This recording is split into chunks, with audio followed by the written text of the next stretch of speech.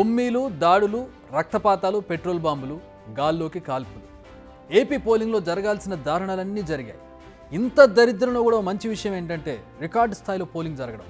మరి ఈ పోలింగ్ ఎవరికి అనుకూలంగా మారనుంది? ఏపీలో ఎన్నికల పోలింగ్ స్టార్ట్ కావడానికి ముందే గొడవలు మొదలయ్యాయి. కొందరు తలలు కూడా పగిలాయి. మరికొందరి పరిస్థితి అయితే చాలా విషమంగా ఉంది. తిరుపతి జిల్లాలో అయితే ఇరు వర్గాల మధ్య ఘర్షణలు ఆపేందుకు ఏకంగా గాల్లోకి కాల్పులు జరపాల్సిన పరిస్థితి వచ్చింది. ఇక వైసీపీ, టీడీపీ కార్యకర్తలు అయితే కొన్ని పోలింగ్ కేంద్రాలను వార్ జోన్లుగా మార్చేశారు. పరస్పర ఫిర్యాదులు చేసుకున్నారు, ఆరోపణలు చేసుకున్నారు, ఉక్కిరి బిక్కిరి చేశారు. ఉదయం నుంచి ఏదో ఒక ప్రాంతంలో దాడులు చేసుకుంటూనే ఉన్నారు ఈ ఇరు పార్టీల కార్యకర్తలు. ఇరు పార్టీల పెద్దలు రాజకీయం కాదు రౌడీజం చేస్తున్నారంటూ స్టేట్మెంట్లు, ట్వీట్లు చేస్తూ హీట్ను మరింత పెంచారు. ఇక ప్రలోభాలకైతే ఏమాత్రం కొదవలేదని చెప్పాలి. ఆఖరి నిమిషం వరకు కూడా ఓటర్ల మైండ్ను డైవర్ట్ చేసేందుకు ఇరు పార్టీలు తీవ్రంగా ప్రయత్నించాయి. కొన్ని ప్రాంతాల్లో అయితే ఏకంగా తమకు డబ్బు పంచలేదని ఓటర్లే ఆందోళన చేసే పరిస్థితి ఏర్పడింది. పల్నాడు జిల్లా నరసరావుపేట మండలం దొండపాడులో టీడీపీ ఎంపీ అభ్యర్థి లావు శ్రీకృష్ణదేవరాయల కార్లపై దాడి జరిగింది. వైసీపీ కార్యకర్తల దాడిలో ఆయన 3 వాహనాలు ధ్వంసమయ్యాయి. కృష్ణా, గుంటూరు, నెల్లూరు, అనంతపురం జిల్లాల్లో అయితే రక్తం చెందింది. పల్నాడు జిల్లాలో తమ పౌరుషాన్ని చూపారు ఇరు పార్టీల కార్యకర్తలు. ఇందులో ఒకరిది తప్పు, ఒకరిది రైట్ అనే సిచ్యువేషనే లేదు. వీరి ఆక్రోశాన్ని తీర్చుకోవడానికి ఈ ఎన్నికలు ఓ వంకలా కనిపించింది పరిస్థితి. ఒక్కో దగ్గర ఒక్కో రకమైనటువంటి పరిస్థితి కనిపించింది. ఎంతో కాలం నుంచి చూడనటువంటి సన్నివేశాలను ఈ ఎన్నికల్లో చూడడం చాలా దురదృష్టకరంగా చెప్పుకోవాలి. గతంలో ఎప్పుడూ కూడా ఏ ఎన్నికల్లో కూడా ఈ స్థాయి హింస కానీ, ఈ స్థాయి ఘర్షణలు కానీ జరిగినటువంటి పరిస్థితులు లేవు ఏపీలో. కానీ ఈసారి దానికి భిన్నంగా ఒక్కో దగ్గర ఒక్కో దారుణమైనటువంటి పరిస్థితులు చోటు చేసుకున్నాయి. నరసరావుపేటలో అయితే టెన్షన్ వాతావరణం నెలకొందని, ఇప్పటికీ అక్కడ నివురుగప్పి నిప్పుల పరిస్థితి ఉందంటే ఆశ్చర్యపోవాల్సిన పరిస్థితి లేదు. వైసీపీ ఎమ్మెల్యే గోపిరెడ్డి శ్రీనివాసరెడ్డి ఇంటిపైకి కర్రలతో దూసుకొచ్చారు టీడీపీ కార్యకర్తలు. దీంతో పోలీసులు సీన్లోకి ఎంట్రీ ఇచ్చి వారిని చెదరగొట్టారు. టీడీపీ ఎమ్మెల్యే అభ్యర్థి చదలవాడ వాహనంపై దాడి చేయడంతో వైసీపీ ఎమ్మెల్యే గోపిరెడ్డి ఇంటి మీద టీడీపీ కార్యకర్తలు కర్రలతో దూసుకెళ్లి అక్కడ వాహనాలు ధ్వంసం చేశారు. దీంతో పోలీసులు సీన్లోకి ఎంట్రీ ఇచ్చి వారిని చెదరగొట్టారు. ఓ దశలో టీడీపీ కార్యకర్తలను కంట్రోల్ చేసేందుకు రబ్బర్ బుల్లెట్లు ప్రయోగించాల్సి వచ్చింది. దీంతో నరసరావుపేటలో ఎప్పుడేం జరుగుతుందన్న టెన్షన్ మొదలైంది. ఇదంతా నాణ్యానికి ఒకవైపు, మరోవైపు సీన్ మరోలా ఉంది. గ్రామీణ ప్రాంతాల్లో జోరుగా ఓటింగ్ జరిగింది. వృద్ధులు, మహిళలు భారీగా ఓటింగ్లో పాల్గొన్నారు. గంటల తరబడి క్యూ లైన్లో నిల్చుని మరీ ఓట్లేశారు. అయితే ఈ భారీ ఓటింగ్ ఎవరికి మేలు చేస్తుందనేదే ఇప్పుడు బిగ్ క్వశ్చన్. ఒకసారి గత ఎన్నికల లెక్కలు చూద్దాం. రాష్ట్ర విభజన తర్వాత జరిగిన 2014 ఎన్నికలు, బైఫర్కేషన్ తర్వాత జరిగిన ఫస్ట్ ఎలక్షన్ ఇది. ఉమ్మడి రాష్ట్రంలోనే నిర్వహించారు. ఉమ్మడి ఆంధ్రప్రదేశ్లో జరిగిన చివరి ఎన్నికలు ఇవి. టీడీపీ, బీజేపీ కలిసి జనసేన మద్దతుతో అధికారం చేజిక్కించుకున్నాయి. ఆ ఎన్నికల్లో 74.68% పోలింగ్ నమోదైంది. ఆ ఎన్నికల్లో 32.53% ఓటు షేరింగ్తో అధికారంలోకి వచ్చింది టీడీపీ. 27.88% ఓట్లు దక్కించుకుని ప్రతిపక్షానికి పరిమితమైంది వైసీపీ. మొత్తం 175 అసెంబ్లీ స్థానాల్లో కూటమి 103 స్థానాలు దక్కించుకుంది.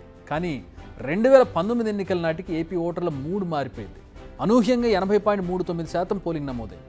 అయినా కానీ ఎన్నికల్లో వైసీపీ అనూహ్య విజయం సాధించింది. వైసీపీకి ఏకంగా 49.95% ఓట్లు పడ్డాయి.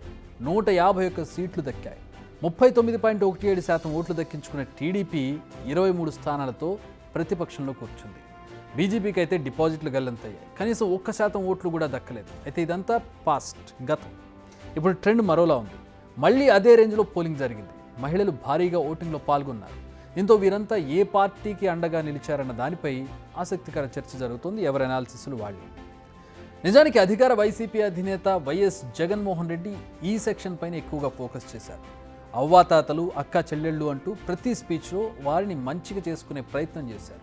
మీ ఇంట్లో మంచి జరిగితేనే నాకు ఓటేయండి అంటూ సంచలన ప్రకటనలు కూడా చేశారు జగన్. నిజానికి మహిళలు, వృద్ధుల కోసం అనేక సంక్షేమ పథకాలు తీసుకొచ్చారు. అమ్మఒడి కావచ్చు, పింఛన్లు కావచ్చు, ఎవరికైనా అంగవైకల్యం ఉంటే వాళ్ళకు వచ్చే పింఛన్ కావచ్చు, అలాగే భర్త చనిపోయిన వాళ్ళకి వచ్చేటటువంటి పింఛన్లు కావచ్చు. ఇలా మహిళల్ని, వృద్ధుల్ని ప్రధానంగా టార్గెట్ చేసుకుని చాలా సంక్షేమ పథకాలు వచ్చాయి. ఆర్థికంగా రాష్ట్రం ఏ పరిస్థితిలో ఉన్నా కూడా వాటిని అమలు చేస్తున్నారు కూడా. అమ్మఒడి కావచ్చు, వృద్ధులకు పెన్షన్లు, ఇలా ఇందాక చెప్పినట్టుగా అనేక పథకాలను తీసుకొచ్చారు జగన్. మరి ఆ అభిమానంతోనే మహిళలు, వృద్ధులు పోలింగ్ సెంటర్స్కు పోటెత్తారా? బీజేపీ, టీడీపీ, జనసేన కూటమి మేనిఫెస్టోని చూస్తే తల్లికి వందనం పేరుతో ప్రతి తల్లికి ఏటా 15,000, అంటే ఆ జగన్మోహన్ రెడ్డి పథకాలను కొనసాగిస్తూనే వాటిని నెక్స్ట్ లెవెల్కి తీసుకెళ్లి మేనిఫెస్టోని రిలీజ్ చేశారు వాళ్ళు. దీపం పథకం కింద ప్రతి ఇంటికి ఉచితంగా 3 సిలిండర్లు ఇవ్వడం, ఆడబిడ్డ నిధి కింద ప్రతి నెల 1500 రూపాయలు అందించడం, ఇక వృద్ధులకు 4000 రూపాయలు పెంచడం. ఇలా అదే కేటగిరీకి చెందిన వారికి హామీలు ఇచ్చింది కూటమి. అంటే వాటిని ఏమాత్రం కూడా పక్కకి తీసుకెళ్లకుండా, ఏటిని కూడా డైవర్ట్ చేయకుండా మళ్ళీ వాటినే ఇంకొంచెం ఆకర్షితంగా తయారు చేసి వాటిని వాళ్ళ ముందుకు తీసుకొచ్చారు. మరి వీటికి ఆకర్షితులై వీరంతా పోలింగ్ బూత్లకు పరిగెట్టారు. ఈ భారీ ఓటింగ్పై అటు వైసీపీ ఇటు కూటమి పార్టీలు ఎవరికి వారే అనాలిసిస్లు చేసుకుంటున్నారు, తమకు అనుకూలంగా ఉందని చెప్పుకుంటున్నారు, ధీమాగా ఉన్నారు. భారీగా ఓటింగ్ తమకే అనుకూలం అని చెప్పుకుంటున్నారు ఇరు పార్టీల నేతలు. అయితే చరిత్ర మాత్రం మరోలా చెబుతోంది. ఎలక్షన్ అనాలిసిస్లోకి వచ్చినట్లయితే భారీగా ఓటింగ్ పడిన ప్రతిసారి అది విపక్షానికి అనుకూలం అంటున్నాయి గత లెక్కలు. ఇక్కడ హైదరాబాద్లో కావచ్చు, తెలంగాణలో పని చేసుకుంటూ ఉద్యోగాలు చేసుకుంటూ ఇక్కడ ఉండేవాళ్ళు కూడా చాలామంది ఎలక్షన్ టైంకెల్లా అక్కడికి రీచ్ అయిపోయినటువంటి పరిస్థితి. అంటే దాదాపు ఒక పండగ వచ్చినప్పుడు, సంక్రాంతితో ఏదో పెద్ద పండుగ వచ్చినప్పుడు ఏ విధంగా అయితే హైదరాబాద్ ఖాళీ అయిపోతుందో ఆ పరిస్థితులు ఈరోజు కనిపించాయంటే అక్కడ ఓటింగ్ వేయడానికి ఏ మేరకు పోటెత్తారు జనాలు అనేది. ఈవెన్ ఇక్కడ నుంచి వెళ్ళిన వాళ్ళే కాకుండా అక్కడ లోకల్లో ఉన్న వాళ్ళు కూడా ఓటింగ్ పర్సంటేజ్ని చూస్తే మనకు అర్థమైపోతుంది. 2014లో గెలిచి టీడీపీ అధికారంలోకి వచ్చింది ఇలా ఎప్పుడైతే ఓటింగ్ పర్సంటేజ్ పెరిగిందో. కానీ 2019లో 80% పోలింగ్ నమోదైందంటే 14 కంటే చాలా ఎక్కువ. ఇది గత ఎన్నికల కంటే అధికంగా జరిగింది కాబట్టి ఆ పోలింగ్ అప్పుడు విపక్షంలో ఉంది, అప్పుడు వైసీపీ అపోజిషన్లో ఉంది, అది వైసీపీకి కలిసి వచ్చింది. దీంతో కంపేర్ చేస్తే ఇప్పుడు ఈ పరిణామం టీడీపీ కూటమిలో సంబరాలు నింపేది. అంటే దాంతో పోల్చుకుంటే వైసీపీ అపోజిషన్లో ఉంది, పోలింగ్ పర్సంటేజ్ ఎక్కువగా వచ్చింది. సో అధికార పార్టీకి వ్యతిరేకం, ప్రతిపక్షానికి అనుకూలంగా పోలింగ్ జరిగింది. అప్పుడు మళ్ళీ అదే సెనేరియో ఇప్పుడు మనం పెట్టుకుంటే ఇక్కడ అధికార పక్షంలో వైసీపీ ఉంది, అపోజిషన్లో టీడీపీ ఉంది. మరి ఇక్కడ పెరిగినటువంటి పోలింగ్ పర్సంటేజ్ దేనికి సంకేతంగా చూడాలి? జనాలు ఎగబడి పోలింగ్కి వెళ్ళడానికి కారణాలను ఏ విధంగా అన్వేషించాలి? జనాల పల్స్ను పట్టుకోవడం అప్పుడప్పుడు ఎవరికి సాధ్యం కాదు. నిజంగా లాస్ట్ మినిట్లో వారి మనసు ఎటువైపు మళ్ళిందో అంచనా వేయలేం. 4 రోజుల్లో మారిపోతుంది, 2 రోజుల్లో మారిపోతుంది, వారం రోజుల్లో వేవ్ మారిపోయే పరిస్థితి ఉంటుంది. మరి మనం ఇందాక అనుకున్న హిస్టరీ రిపీట్ అవుతుందా, కొత్త హిస్టరీ క్రియేట్ అవుతుందా అన్నది తేలాలంటే జూన్ 4 వరకు ఆగాలి. బిగ్ టీవీ అవుట్లుక్ కథనాలు నచ్చితే వెంటనే బిగ్ టీవీ ఛానల్ ను సబ్స్క్రైబ్ చేయండి.